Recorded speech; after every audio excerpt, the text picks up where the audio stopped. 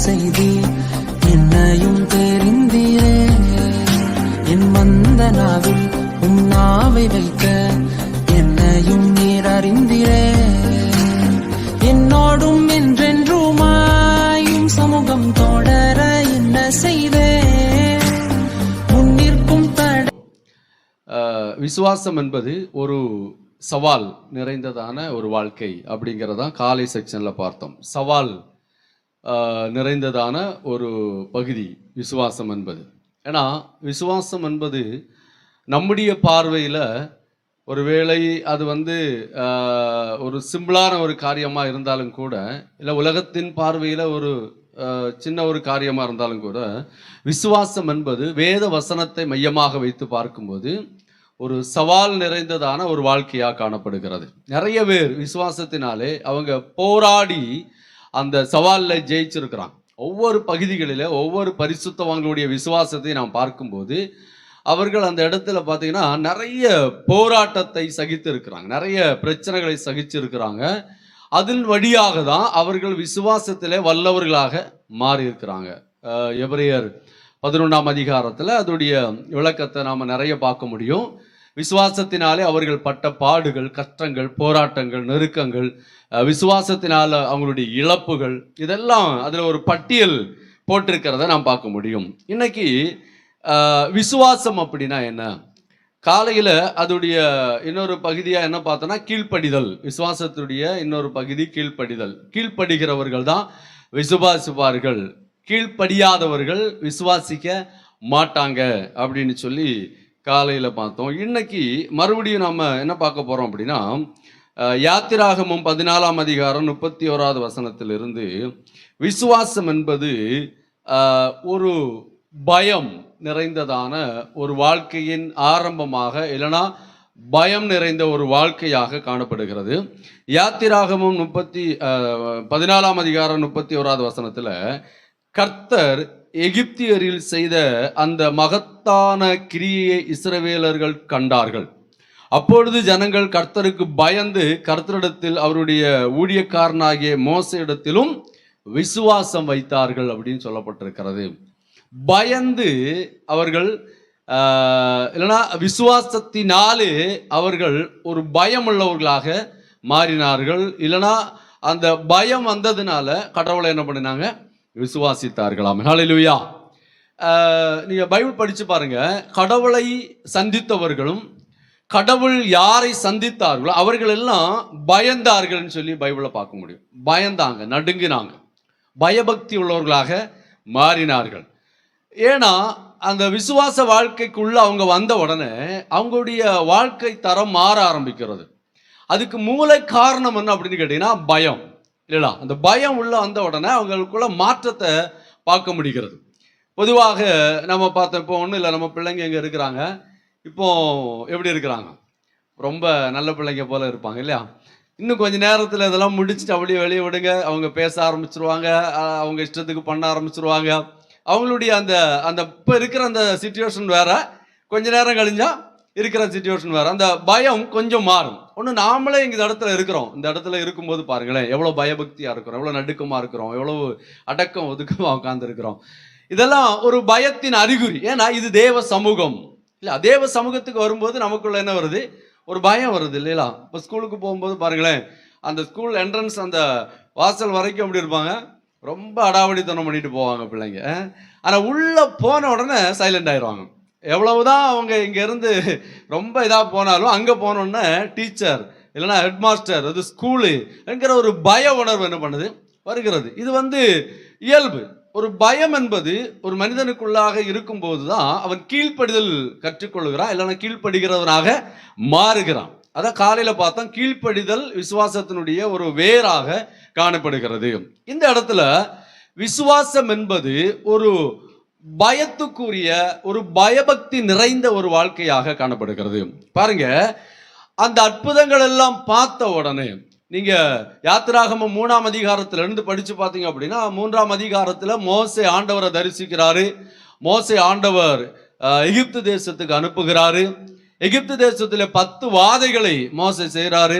அப்புறம் அவங்களை விடுதலையாக்கி செங்கடலை கடக்க பண்ணி செங்கடலுக்கு அந்த பக்கம் வந்த உடனே தான் இந்த நிகழ்வு, இந்த சொல்லப்பட்டிருக்கிற வார்த்தை அங்கே நடக்கிறது. என்னன்னா, ஆண்டவர் செய்த அற்புதங்கள் எல்லாம் பார்த்த உடனே செங்கடல் திறந்ததையும் பார்வனுடைய சேனையெல்லாம் அழிக்கப்பட்டதையும் இவர்கள் அந்த கடலை கடந்து இந்த பக்கம் வந்து நின்ன உடனே இவங்களுக்குள்ள என்ன வந்ததுன்னா பயம் வந்தது. என்ன பயம்? இவ்வளவு பெரிய ஒரு ஆண்டவர், இவ்வளவு வல்லமை உள்ள ஆண்டவர் இல்லடா. இதுக்கு முன்னாடி இவர்களுடைய முன்னோர்கள் சொல்லி கேட்ட கேள்வியின் அறிவு மாத்திரம்தான் யாருக்கு இருக்கு? இஸ்ரவேல் ஜனத்துக்கு இருக்கு. ஏன்னா 430 வருடங்கள், அதுல 400 வருடங்கள் அடிமைத்தனத்தில் இருக்கிறாங்க. அந்த 400 வருடமாக இவர்களுக்கு ஒரு சரியான ஆராதனையோ ஒரு உபதேச ரீதியான ஒரு வழிநடத்துதலோ இல்லைன்னா ஒரு பயபக்திக்குரிய வாழ்க்கையோ கிடையாது. ஆனால் அந்த 70 பேர் வந்தாங்க பார்த்தீங்களா, அந்த 70 பேர் கற்றுக் கொடுத்ததான காரியங்களை அவங்க என்ன பண்ணினாங்க?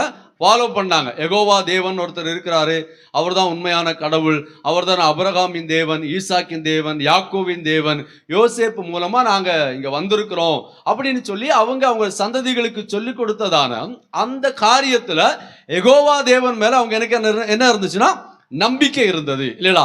இதுதான் அவங்க வாழ்க்கையுடைய அன்னைக்கு இருக்கிற அனுபவம். இப்போ இந்த யெகோவா தேவன் அவங்க பார்க்கிறாங்க, 10 வாதைகளை பார்க்கிறாங்க, செங்கடல் பிளக்கிறத பார்க்கிறாங்க. இப்படி ஒரு ஆண்டவர் இருக்கிறாரா அப்படின்னு சொல்லி அவங்க பயப்படுகிறார்கள். அல்லேலூயா. அதனாலதான் வேதம் சொல்லுகிறது, அவங்க பயந்து மோசே மேலையும் ஆண்டவர் மேலையும் விசுவாசம் வைக்கிறார்கள். அல்லேலூயா. ஒரு விசுவாசத்தினுடைய வேறா இருக்கிறது கீழ்ப்படிதல். அதுபோல அந்த விசுவாசத்தை நாம தொடர்ந்து செயல்படுத்தி கொண்டு போகணும் அப்படின்னா நமக்கு என்ன தேவைப்படுகிறது? கீழ்ப்படிதல் தேவைப்படுகிறது. அதோடு கூட பயபக்தியும் தேவைப்படுகிறது. அல்லேலூயா. இந்த பயபக்தியும் கீழ்ப்படிதலும் இருந்தால்தான் நாம விசுவாச வாழ்க்கையில முன்னேறி போக முடியும். அல்லேலூயா. இப்போ நமக்கு பயமே இல்லைன்னா நாம கீழ்ப்படிய மாட்டோம் இல்லடா. பயம் இல்லாத ஒரு நபர் யாருக்கும் கீழ்ப்படிய மாட்டாங்க. இப்போ பயங்கிறது நமக்கு ரொம்ப அவசியம். நான் காலையில் கூட அந்த நியூஸ் சொன்னேன். கேரளாவில் ஒரு ஐயா ஒரு சகோதரியை கொண்டு இருக்கிறாங்க, அவருடைய கணவரை கொண்டு இருக்கிறாரு, அவங்க அம்மாவை கொண்டு இருக்கிறாங்க, இன்னும் அவங்க குடும்பத்தையே கொல்றதுக்கு ரெடியா இருக்கிறாங்க. ஆனா பயமே இல்லை அவருக்கு, எந்த பயமே இல்லை. போலீஸ்காரன் பிடிச்சிட்டு வராங்க, எந்த பயமே இல்லை. அவர் பாட்டுக்கு சிம்பிளா இருக்கிறார். பிடிச்சோன்னே எனக்கு சாப்பாடு வாங்கி தாங்கன்னு கேட்கிறார். பயமே அவருடைய முகத்துல பார்க்க முடியல. ஏன்னா அந்த பயம் இல்லாததுனாலதான் அவர் கீழ்ப்படிதல் இல்லாத ஒரு நபராக இருக்கிறார் இல்லடா. அவருக்குள்ள அகங்காரம் இல்லைன்னா என்ன சொல்லலாம், ஒரு சுய பலன், எதையும் செய்யலாம் அப்படிங்கிறதான ஒரு திமிர் அவருக்குள்ள இருந்ததுனால அந்த காரியத்தை அவர் செய்றாரு. அப்போ கீழ்ப்படிதலும் பயமும் ஒரு மனுஷனை விசுவாச வாழ்க்கைக்குள்ள என்ன பண்ணுகிறது? நடத்தி சொல்லுகிறது. அல்லேலூயா. இது ரெண்டும் இருந்தாதான் நமக்கு கிறிஸ்தவ வாழ்க்கை வாழ முடியும், விசுவாச வாழ்க்கை வாழ முடியும். இல்லைன்னா நம்மளால என்ன பண்ண முடியாது? கிறிஸ்தவ வாழ்க்கை வாழ முடியாது, விசுவாச வாழ்க்கையும் வாழ முடியாது. பயம் இருக்கும். நம்ம எங்க இருந்தாலும் பாருங்களேன், நம்ம தவறு செய்தாலும் நமக்குள்ள என்ன இருக்குது? ஒரு பயம் இருக்கு இல்லையா. நம்ம ஆண்டவருடைய பிள்ளைங்க, இந்த தப்பை பண்ணியிருக்க கூடாது, பண்ணிட்டோம், பண்ணின பிற்பாடு கூட அதை நம்ம சரிப்படுத்துறது இல்லை, பயப்படுறோம். சே, நாம இந்த தப்பை பண்ணிட்டோமே, இது கடவுளுக்கு விரோதமான பாவம், கடவுள் என்ன நினைப்பாரு, கோவப்படுவாரா, ஒரு பயம் வருது இல்லைங்களா. இதுதான் உண்மையான பயபக்தி, இதுதான் விசுவாசம். இந்த விசுவாசம் நமக்குள்ள என்ன பண்ணணும்னா வரணும். இப்போ இந்த பய உணர்வு இவங்களுக்குள்ள வந்ததுனாலதான் இவர்கள் ஆண்டவரை அதிகமாக என்ன பண்றாங்க? நம்ப ஆரம்பிக்கிறார்கள். அல்லேலூயா. பாருங்க, பேதுரு ஆண்டவரை பார்க்கிறார். உங்களுக்கு நல்லா தெரியும், லூக்கா 5ஆம் அதிகாரத்துல பேதுருடைய படகுல ஆண்டவர் உட்கார்ந்து இருக்கிறார் இல்ல. ஆண்டவருடைய அந்த காரியத்தை எல்லாம் பார்த்த உடனே, அற்புதங்கள் எல்லாம் பார்த்த உடனே அவர் பயப்படுறாரு. ஏன்னா இந்த அற்புதத்தை எல்லாம் பார்த்த உடனே நம்ம சந்தோஷப்படுறோம், அவங்க என்ன பண்றாங்க? பயப்படுறாங்க. அதுக்கப்புறம் பேதுரு ரெண்டாவது நீங்க பாத்தீங்க அப்படின்னு கேட்டீங்கன்னா, மரித்து அடக்கம் பண்ணப்பட்டு உயிரோடு கூட எழுந்த பிற்பாடு மறுபடியும் படகுல போய் பேதுருவோடு கூட ஆண்டவர் சந்திக்கிறார். அப்போ அந்த இடத்துல அவர் என்ன பண்றாரு? பயந்து தான் நிர்வாணியா இருக்கிறதுனால இதுல குதிச்சிட்டார் அப்படின்னு சொல்லி பார்க்கிறோம். அந்த பயம் அவருக்குள்ள என்ன பண்ணுச்சு? இருந்தது. என்ன காரணம் அப்படின்னா, கடவுள் செய்கிற ஒவ்வொரு காரியங்களை பார்க்கும்போது நமக்குள்ள விசுவாசம் வர்த்திக்கிறது. அதே இடத்துல கீழ்ப்படிதலும் பயமும் என்ன பண்ணணும்? உருவாகணும். அதுதான் உண்மையான விசுவாசம். அவர்கள் தான் உண்மையான விசுவாசி. ஏன்னா அவரை பார்த்து நம்ம நடுங்குறோம், அவருடைய காரியங்களுக்கு நாம முக்கியத்துவம் கொடுக்கிறோம். பயபக்தி உள்ளவர்களாக நம்ம என்ன பண்றோம்? மாறுகிறோம். இப்ப நீங்க பயப்படுகிறீங்க அப்படின்னா நீங்க யாரு? விசுவாசி. பயமே இல்லாம வாழ்ந்து கொண்டிருக்கிறீங்கன்னா என்ன கிடையாது? விசுவாசி இல்லை. இல்லடா, நாம பயந்து வாழ்ந்து கொண்டிருக்கிறோம். நமக்கு ஒரு பயம் இருக்கு. என்ன பயம்? தனமான பயம் அல்ல. இப்போ கோழைத்தனமான பயங்கிறது வேற. எதுக்கு எடுத்தாலும் பயந்துட்டு இருப்பாங்க இல்லையா? யாரை பார்த்தாலும் பயப்படும். அந்த பயம் அல்ல. மனிதனை பார்க்கும்போது வருகிற பயம், இந்த பயம் அல்ல. நம்ம கடவுள் மேல வைக்கிற பயபக்தி. இப்போ நம்ம அப்பா தள்ளாடுற வயசுல இருப்பாரு இல்லடா, லைட்டா தள்ளினா விழுந்துருவார். ஆனா நம்ம என்ன பண்றோம்? பயப்படுறோம். அது என்ன பயம்? மரியாதையினாலே இல்லடா, அவர் மேல் வைத்திருக்கிற அன்பினாலே வருகிற பயம். நம்ம எவ்வளவு பெரிய ஆளாகட்டும், அப்பாங்கிற ஸ்தானத்துக்கு வரும்போது நாம பயப்படுறோம் இல்லைங்களா? அந்த பயம் நமக்கு வருது. எங்க அப்பா இருக்கிறாரு, எங்க அம்மா இருக்கிறாங்க, அந்த பயம் உணவு வருகிறது. ஏன் தெரியுமா? இந்த பயம் என்பது ஒரு பக்கம் பார்த்தீங்கன்னா அன்பை சார்ந்ததாகவும் என்ன பண்ணுது? காணப்படுகிறது. இது கோழைத்தனமான ஒரு பயம் அல்ல. இயேசு கிறிஸ்து சிலுவையில் அடிபட்டாருன்னா கோழைத்தனமான ஒரு நிகழ்ச்சி கிடையாது இல்லடா. அவருக்கு பயம் இருந்ததுனாலயோ இல்லைன்னா வேற அவரால் ஒன்றும் செய்ய முடியாததுனாலயோ அல்ல. அவர் அந்த இடத்துல இப்ப கண்ணீர் வடிச்சாருன்னு பார்க்கிறோம்ல, அது கூட அவர் பயந்து கண்ணீர் வடிக்கல. யாருக்கு? பிதாவுக்கு கீழ்ப்படிஞ்சதுனால, பிதாவின் இடத்துல பயபக்தியா இருந்ததுனால அவர் என்ன பண்றாரு? அந்த இடத்துல கண்ணீர் வடிக்கிறார். அந்த கெத்செமனே தோட்டத்தில இருந்து உள்ள நிகழ்வுகள் எல்லாம் நீங்க படிச்சு பாருங்க. ஒவ்வொரு ஸ்டெப்பும் பயந்து பயந்து தான், கடவுளுக்கு பயந்து தான் காரியத்தை என்ன பண்றாரு? செய்யறாரு. ஜெபம் பண்ணும்போது கூட சொல்றாரு, ஆகிலும் உங்களுடைய சித்தத்தின்படி ஆக கடவுது. அப்போ அதுக்கு அர்த்தம் என்ன? ஒரு பயபக்தி உள்ள ஒரு வாழ்க்கையை அவர் என்ன பண்ணிருக்கிறாரு? வாழ்ந்திருக்கிறாரு அப்படிங்கிறத நாம அங்க புரிந்து கொள்ள முடிகிறது. அப்போ ஆண்டவரே அப்படி இருந்திருக்கிறார். என் பிதாவை தவிர ஒருவனுக்கு ஒன்றும் தெரியாதுன்னு சொல்லி அவரை மேன்மைப்படுத்தாதபடி பிதாவை மேன்மைப்படுத்துறார்.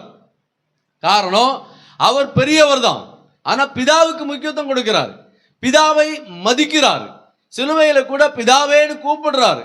அவருக்கு கொடுக்கக்கூடிய கனத்தையும் மகிமையும் இயேசு என்ன பண்றாரு? கொடுக்கிறார். பாருங்களா, நீங்க எபிரேயர் 6ஆம் அதிகாரத்தில் நீங்க படிச்சு பார்த்தீங்கன்னா தெரியும், அவர் அந்த பயபக்தி உள்ளவராக இருந்தார் அப்படின்னு சொல்லப்பட்டிருக்கிறது.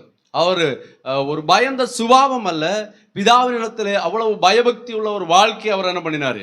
வாழ்ந்தாருன்னு சொல்லி நாம் அங்க பார்க்க முடிகிறது. அதுக்கு காரணம் என்ன தெரியுமா? இது விசுவாசத்தினுடைய ஒரு ஆணி வேராக காணப்படுகிறது.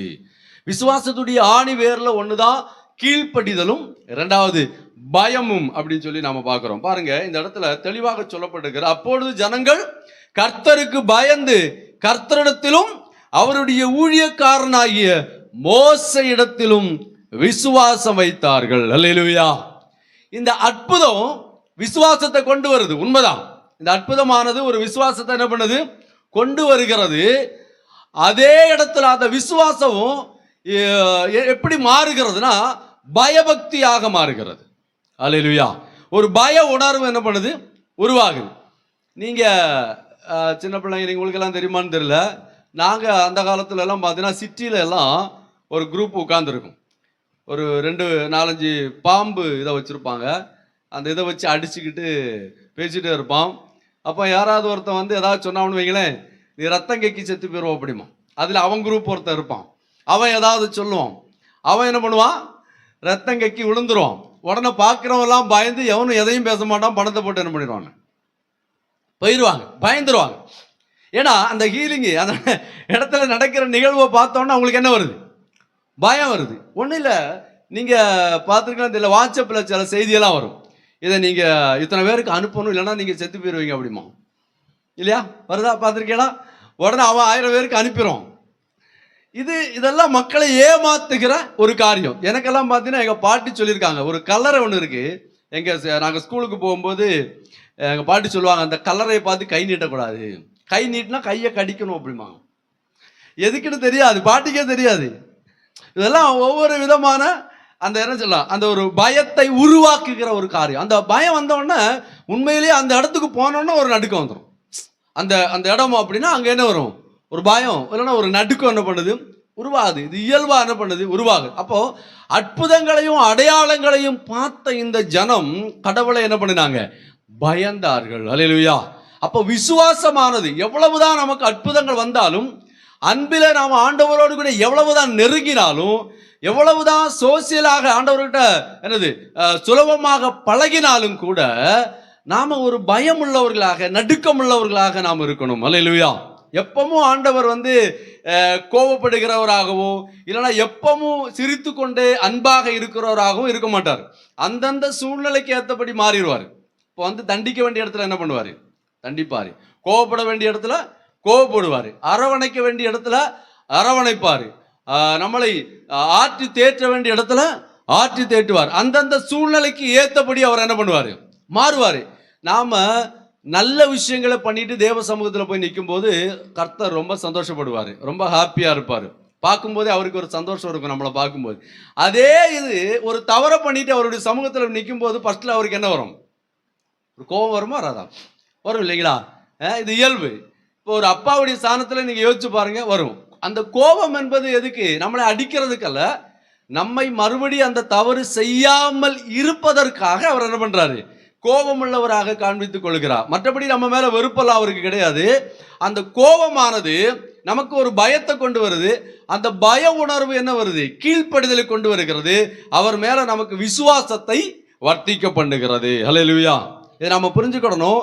இனி வருகிற நாட்களில் நம்ம இன்னும் நிறைய காரியங்களை நாம் பார்க்கலாம். அப்போ விசுவாசம் என்பது பயம் சார்ந்ததான ஒரு காரியம், இல்லைன்னா நம்முடைய வாழ்க்கையில நிகழ்கிற ஒரு நிகழ்ச்சி. இந்த விசுவாசம் என்பது நம்முடைய வாழ்க்கையில கடைசி வரைக்கும் ஒரே போல இருக்கணும். இதில் மாற்றம் வரவே கூடாது. இப்போ எவ்வளவு பயபக்தியா இருக்கிறோமோ அதே பயபக்தி எப்போ இருக்கணும்? கடைசி வரைக்கும் இருக்கணும். நான் நிறைய பேர் என்ன நடக்கும் அப்படின்னு கேட்டீங்கன்னா, நான் சில ஊழியர்கள் சொல்றேன், ஆரம்ப கட்டத்தில் ரொம்ப கஷ்டப்பட்டு ரொம்ப என்ன பண்ணுவாங்க, கடவுளுக்கு உண்மையாக செய்வாங்க. ஆனால் நல்லா வளர்ந்த பிற்பாடு அவங்களுடைய கேரக்டர்ஸ் எல்லாம் மாறி, அவங்கள நம்ம குறை சொல்லலை. என்னன்னு கேட்டிங்கன்னா, இந்த பய உணர்வு வளர வளர என்ன பண்ணிடக்கூடாது? மாறிடக்கூடாது. நாம் எவ்வளவுதான் வளர்ந்தாலும், இப்போ நான் சொன்னோம்ல, அப்பா நம்ம சின்ன வயசுல இருந்து நம்ம அப்பாவை நம்ம பயந்து வளர்றோம். எவ்வளவு வளர்ந்தாலும் அவர் மேலே வைத்திருக்கிற பய உணர்வு நமக்கு என்ன பண்ணக்கூடாது? துளி அளவு மாறக்கூடாது. மாறிட்டோம்னா, இல்லைன்னா மாறிட்டோம் அப்படின்னா அவரை நாம மதிக்க மாட்டோம் இல்லையா? அந்த இடத்துல நாம கீழ்ப்படியாதவர்களாக மாறிவிடுவோம். இல்லைன்னா அவருடைய வெறுப்பை நாம என்ன பண்ணுவோம்? சம்பாதிச்சிரும். அதனால எந்த சூழ்நிலையும் நம்ம எவ்வளவு பெரிய ஆளானாலும் நாம எப்படிதான் இருக்கணும்? இப்போ வெளியே நம்ம கலெக்டரா இருந்தாலும் வீட்டில் வந்தா நம்ம அப்பாவுக்கு யார் தான்? பிள்ளை தான். கலெக்டரை வாடான்னு யாராவது கூப்பிட முடியும்? வாடா அப்படின்னு சொல்ல முடியுமா? அதே கலெக்டர் வீட்டுக்கு போனா எங்க வாடா அப்படிமா, அவங்க அம்மா கூப்பிடுவாங்க, அப்பா கூப்பிடுவாங்க, வேற யாரை கூப்பிட முடியும்? இல்லையா? ஏன்னா அந்த இடத்துல போகும்போது எவ்வளவு பெரிய ஆளா இருந்தாலும் அவர் யார் தான்? அது போலதான் நம்ம எவ்வளவு பெரிய ஆளா போயிருந்தாலும் தேவ சமூகத்தில் நம்ம யார் தான்? ஆரம்பத்தில் நாம் எப்படி இருந்தோமோ அதே ஸ்டேஜில் தான் இருக்கும். நம்ம வளர்ந்தாலும் சரி, வளராமல் இருந்தாலும் சரி, பெரிய ஆளானாலும் சரி, எப்படி இருந்தாலும் சரி, அன்னைக்கு தேவன் நம்மளை எப்படி மதிச்சாரோ, எப்படி நினைச்சாரோ அதே தான் கடைசி வரைக்கும் என்ன பண்ணியிருப்பாரு? வச்சிருப்பாரு. கொஞ்ச நாள் கழிஞ்சோட ஸ்பெஷலாலாம் மாற்றலாம் மாட்டார். எல்லாரையும் கடவுள் எப்படி வச்சிருப்பாருன்னா ஒரே போல, ஒரே இடத்துல, ஒரே தரமான பண்ணியிருப்பாரு, வச்சிருப்பாரு. ரெண்டாவது, அவருடைய அந்த நினைவுகளில் இல்லைன்னா அவருடைய அந்த கேரக்டரில் அது எப்பவுமே மாறாது. கடவுள் இன்னைக்கு என்னை எவ்வளவுக்குள்ள அன்பு செலுத்திருக்கிறாரோ அதே அன்பு இறுதி வரைக்கும் என்ன பண்ணிருக்கும்? என் மேலே இருக்கும். அதான் அவருடைய அன்பு. ஆனால் என்னுடைய அன்பா அப்படி இருக்காது. என்னுடைய அன்பு கொஞ்ச நேரத்துக்கு எப்படி இருக்கும்? அதிகமாக இருக்கும். சூழ்நிலைக்கு ஏற்றபடி என்ன பண்ணும்? மாறும் இல்லையா? எல்லாருக்கும் மாறுமா? வராதா? உண்மைதான், மாறிடும். ஆனால் கடவுளுடைய அன்பு அப்படி கிடையாது. கடைசி வரைக்கும் மாறவே மாறாது. ஒரே தரம். ஆரம்பத்தில் அப்பான்னு நீங்க கூப்பிடும் போது அவருக்குள்ள எவ்வளவு சந்தோஷம் இருந்ததோ அதே சந்தோஷம் கடைசி வரைக்கும் என்ன பண்ணும்? இருக்கும். ஒருவேளை பின்வாங்கி போனால் ஆண்டவர் அந்த அப்பான்னு கூப்பிடுற சத்தத்தை கேட்கறதுக்காக காத்திருப்பாரு. என் பிள்ளை என்ன அப்பான்னு கூப்பிடுவாங்க, இல்லைன்னா கூப்பிடுவா அப்படிங்கிற அந்த எதிர்பார்ப்போடு கூட அவர் இருப்பார். ஹல்லேலூயா. நம்ம ஜெபிக்க போகிறோம். கர்த்தர் இன்னைக்கு நம்ம கூட பேசின வார்த்தை இதுதான்.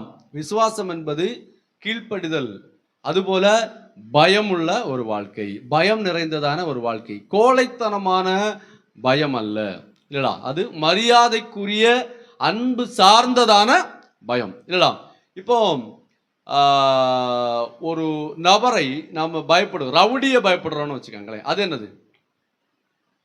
உயிருக்கு பயந்து இல்லடா, அது வேற பயம். இப்போ ஒருத்தர் ரவுடி இந்த வழியை போறான், கொஞ்சம் சைலண்டா இருடா, ஆள் ஏறி மோசமான ஆள், ஏதாவது சொன்னால் அடிச்சிருவான், அது வேற. ஒரு கனத்துக்குரிய ஒரு ஆள், இப்போ உங்கள் வாத்தியாரோ இல்லைன்னா ஒரு முக்கியமான நபரோ இந்த வழியை போனால் நீங்கள் சைலண்டார், அது யாரு சார், இல்லைன்னா கனத்துக்குரியவர், இது வேற. இந்த பயம் வேற. நான் சொன்னது முன்னாடி இருந்த பயம் வேற, இந்த பயம் வேற. இந்த பயம் நமக்கு தேவை. எது?